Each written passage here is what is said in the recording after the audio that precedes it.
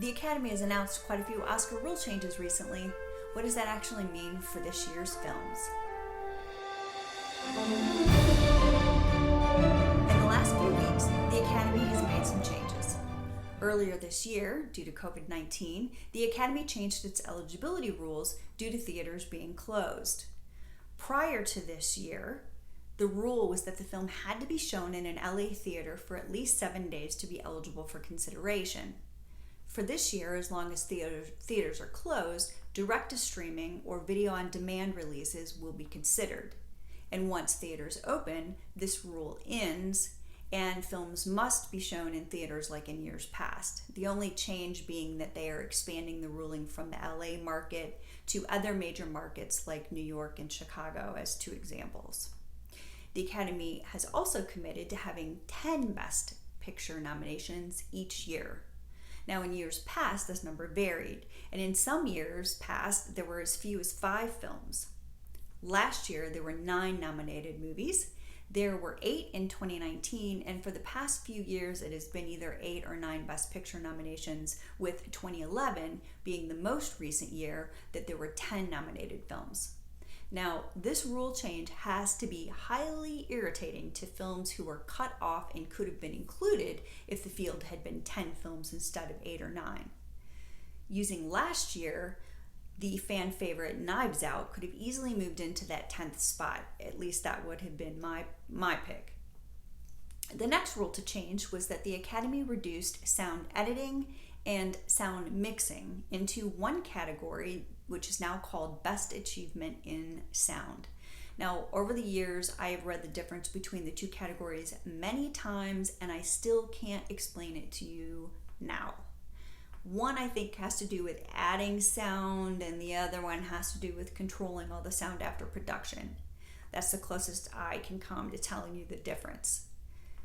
A lot of people don't realize that many sounds, and I'm not even referring to huge sound effects like an explosion, but much of the film sound is added later when filming is long over. Actors are outside at a picnic and you hear other people in the distance at the same park, or you hear birds chirping in the tree. Those sounds weren't picked up by the actors' mics. Bones breaking would be another example, because obviously no actors are tortured during the making of a movie. I will look for and include an article or a video about film sound in the comment section below, or I'll include it, in the comment section below if you're interested. I would like there to be a sound award called the Remote in Hand Award, because if I have to hold the remote in hand the entire film, turning it up to hear what people are saying and then turning it down because of the aggressive music or action, then you automatically lose. Defy Bloods, which I was disappointed in, mostly because it was overhyped, and I think we're all starved for big movie releases, is a good example of a loser in my made-up Remote in Hand Award. I have no idea who the sound mixer on that film was, but they would not win my Remote in Hand Award because I spent a good portion of the film missing dialogue for various reasons. Mostly to blame is the out-of-place and too loud background music. I spent the entire film turning it up and turning it down.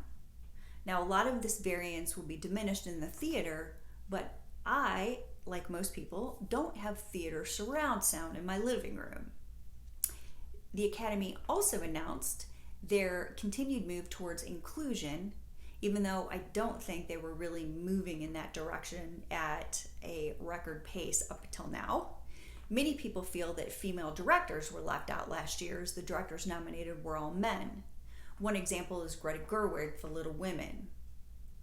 I do want to say that when you read about an actor or a film being snubbed by the Oscars, it's based on the amount of attention that those performances or films received during the year from critics or in the film fanatics world, as well as that they received high praise or awards at the film festivals and nominations and other awards like the Golden Globes. And then it comes to the end of the year, the biggest award ceremony, the Oscars, and someone or something gets left out.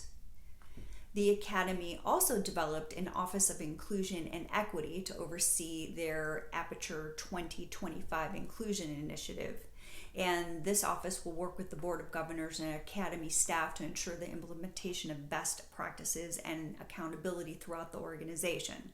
Now, I'm not sure what these new inclusivity changes will look like, and while I completely agree that the film industry needs to be more inclusive by hiring and employing more minority talent, I am not sure how these rules will transfer to the nomination process. No one should be left out due to race, gender, or ethnicity, but I want the best to be nominated and not the best plus a black female director tossed in for good measure. I looked back to see how few blacks have been nominated for Oscars, and in my opinion, a lot of it came from the fact that they weren't given the opportunities by the film industry, far more than it was that their work was ignored by the Academy. So I'm eager to see what the rules will look like in years to come. Additionally, the Board of Governors passed a resolution limiting the term. So the Academy feels that these more frequent changes will keep the Board of Governors more contemporary and more representative of the current industry, eliminating lifetime governors, which in the past has led to little progressive change. A few of the other smaller changes are that all films submitted for screening must be closed caption, and as part of their Green Initiative, this is the last year that DVDs or publicity material can be sent to the members in the mail.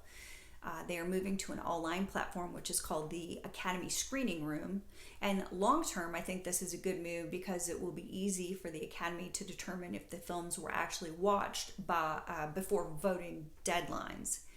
Academy members are asked not to vote for Best Picture unless they've seen all of the Best Picture nominees, and this would be one way for them to verify that the members watched all of the movies. I guess the member could always start the movie and then leave to go out to dinner, though. Anyway, there are other changes made, but I don't want to bore you to death. The last big change comes from the postponement of the Oscars from February until April. The Academy decided on the delay to allow for more time for films to be released once theaters opened. And this allows for films that are currently being held for release to be shown at the theater. Now, typically the movie release deadline is the end of the calendar year, but eligibility rules have been changed this year until the end of February. I would have liked for the Academy to postpone the ceremony, but not change the eligibility dates. I think this would have been a good year to focus on some of the smaller films while highlighting the great movies that are already out in the world this year. But instead, they are waiting for the big boys to come to the table once theaters open. Now, I mentioned this in another video, but there is no way that Warner Brothers is going to send their giant budget film Tenet to streaming, bypassing the theaters. When it comes closer to Oscars this year, I will put out a video detailing all of the rules and regulations that must be followed during nominations and voting leading up to the ceremony. From the director or the producer turning in the form for consideration, all the way through to what's allowed during the screening and film publicity rules. I kind of wonder what the awards ceremony will look like in April. Stars and masks, half-empty seats, no red carpet interviews, no after parties.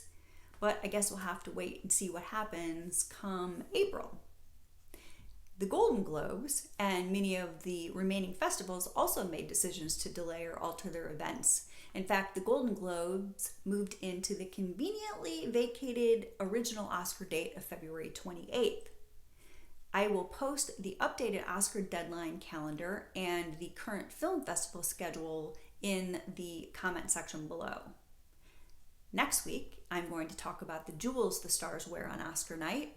How did the jewel loaning start in the first place? Where did the jewels come from? And if it's not enough that the stars are lucky enough to wear these multi-million-dollar pieces of jewelry for the night, some of the stars actually get paid to wear these jewels to the ceremony. Man, what a life.